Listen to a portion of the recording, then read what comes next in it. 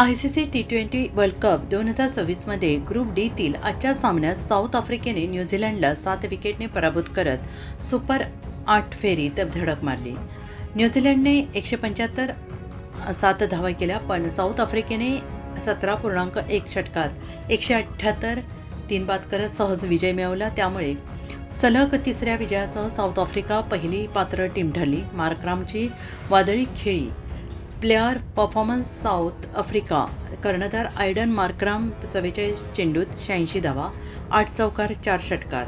David Miller 24, New Zealand Mark Chapman 48, Finn Allen 31, Daryl Mitchell 32, Marco Jansen 4 40.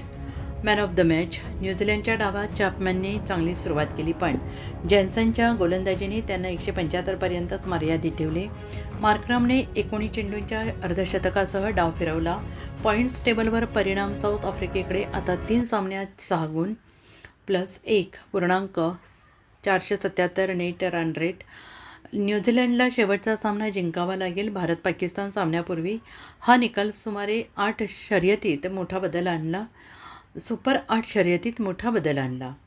South आफ्रिकेचा शेवटचा league सामना UAE विरोधात असून तो जिंकण्याची गरज नाही. साप्ताहिक पोलीस वॉरंटच्या स्थानिक बातम्या आणि व्हिडिओ नक्की पहा. लाईक करा, शेअर करा, कमेंट करा आणि तुमच्या स्थानिक बातम्यांचे व्हिडिओ आमच्यासोबत शेअर करा.